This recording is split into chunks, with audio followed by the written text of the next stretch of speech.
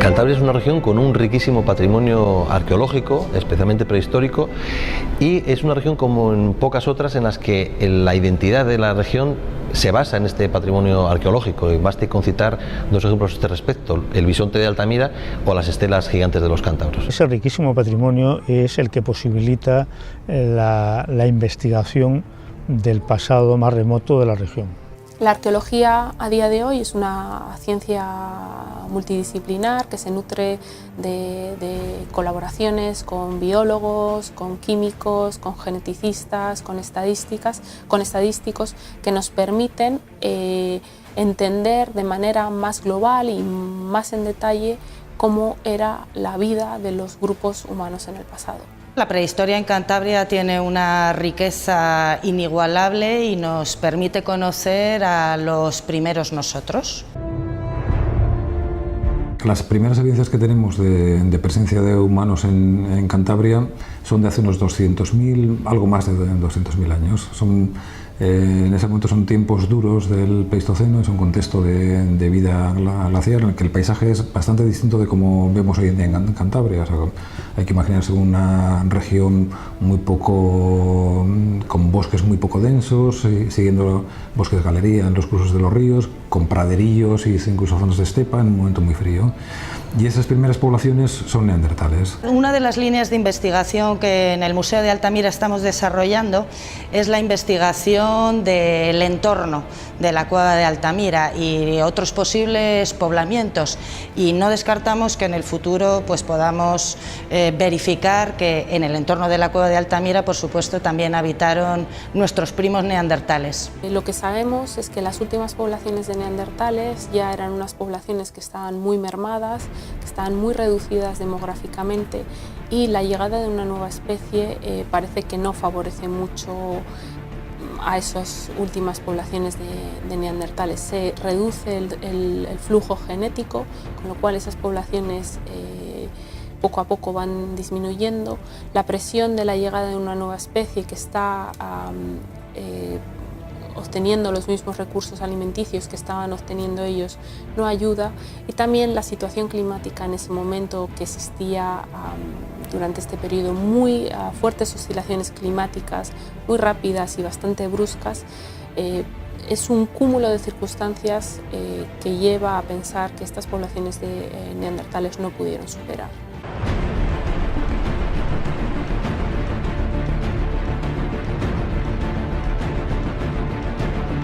Estos grupos del Paleolítico Superior dependían mucho de esas condiciones ambientales, porque son grupos de cazadores-recolectores pretribales, grupos móviles que no tienen un asentamiento fijo en un territorio y que por lo tanto dependen de aquello que encuentran en el lugar donde están habitando en ese momento. Precisamente por esa forma de vida eran muy dependientes de las variaciones ambientales que se iban produciendo.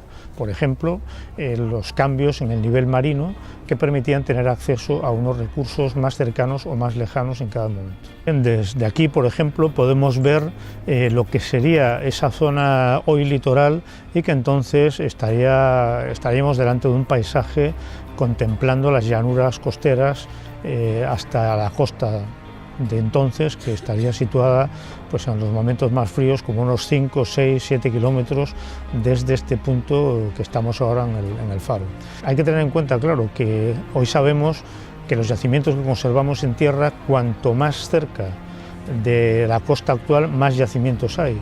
Eso quiere decir que posiblemente en la costa de la época habría muchos más yacimientos cercanos a esa costa que hoy en día han desaparecido bajo el mar y posiblemente destruidos dada la energía del Cantábrico y todos los procesos que han podido sufrir esos yacimientos.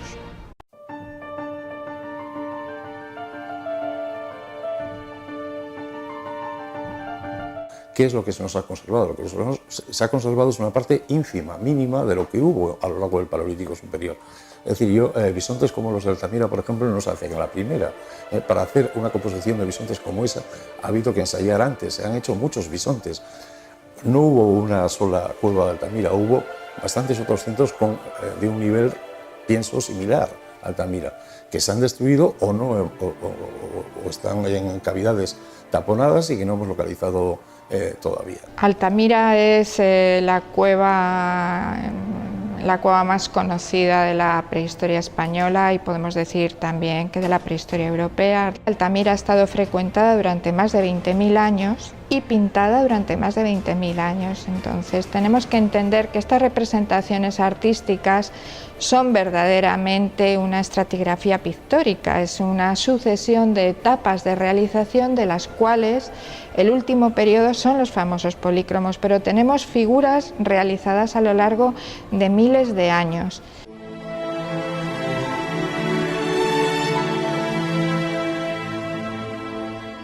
Estos artistas paleolíticos, si se caracterizan por algo, es por trabajar casi al paso con un equipo técnico mínimo, utilizando materias primas y un utillaje casi sobre el terreno, en muchos casos, los pigmentos, etc., y que son capaces, con esos procedimientos técnicos tan simples, pero utilizando los relieves naturales, ajustándose a la morfología de las paredes y de las cuevas, de conseguir unas obras de absoluto, unas representaciones animales de gran naturalismo y con una suerte de celebración de la vida absolutamente impresionante. Probablemente el cambio más importante que se produce en la historia de la humanidad es la adopción de la agricultura y la ganadería. Durante 2 millones de años los homínidos han vivido exclusivamente de la caza, de la pesca y la recolección. Y en determinado momento, en varios lugares del mundo, se inventa una nueva forma de explotar los recursos de la naturaleza por medio de la domesticación de las plantas y los animales. Esto da lugar a una serie enorme de transformaciones en todos los ámbitos de la vida de los grupos humanos. Estos cambios tardan en llegar a Cantabria. En Cantabria tenemos una serie de comunidades que viven básicamente de la explotación de los recursos marinos, que parece que están bien adaptadas a ese medio y da la impresión de que se resisten en cierta medida a ese cambio. Y hay unos 3, 4, quizás hasta 5 siglos en los cuales estos grupos siguen practicando la caza y la recolección, cuando en zonas cercanas al sur de la cordillera ya tenemos grupos de agricultores y ganaderos.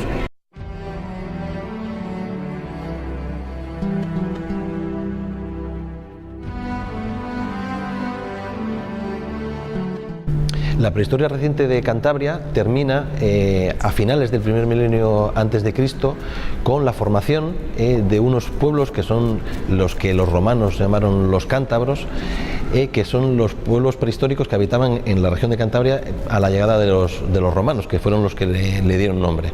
Estas eran sociedades que vivían en poblados fortificados, de las que tenemos mucha información tanto económica como social, y también tenemos información acerca de su pensamiento simbólico a través de uno de los elementos más clásicos del registro material de Cantabria, que son las estelas gigantes.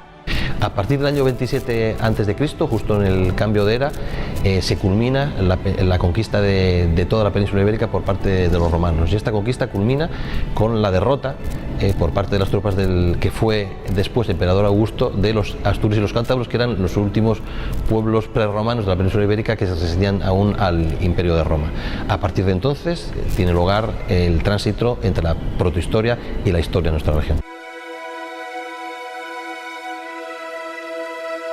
Aunque pueda parecer mentira, hoy en día, con el tipo de metodologías y técnicas que tenemos, de un pequeño fragmento encontrado en un yacimiento arqueológico podemos sacar muchísima información. Es decir, de un resto animal podemos sacar qué tipo de animal era, qué tipo de medio ambiente existía en el momento en el que estaba presente ese animal. En Cantabria la mayor parte de los yacimientos son en cueva.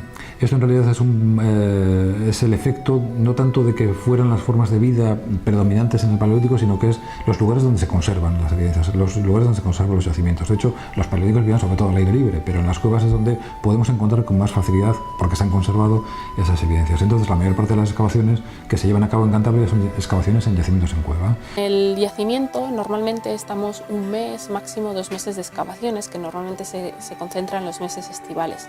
Pero luego hay que analizar todos esos materiales y eso sí que lleva mucho tiempo. Entonces pues se parte de primero identificar qué hueso es, qué elemento, qué parte anatómica, a qué especie corresponde.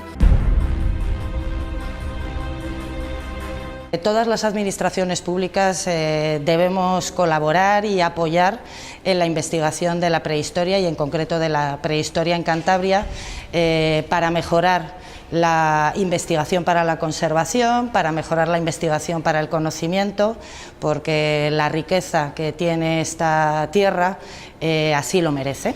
No se puede conservar lo que no se conoce y desde ese punto de vista la investigación del patrimonio arqueológico de Cantabria es un aspecto fundamental no solamente del avance del conocimiento sino sobre todo de la preservación y la puesta en valor de esos recursos. En Cantabria llevamos siglo y medio avanzando en el estudio del Paleolítico, somos una de las regiones líderes en ese aspecto del conocimiento del pasado de la humanidad. Ha sido muy conocida la frase "sin ciencia no hay futuro", reivindicando las necesidades de inversión en la ciencia española. Yo diría lo mismo, sin ciencia no hay pasado.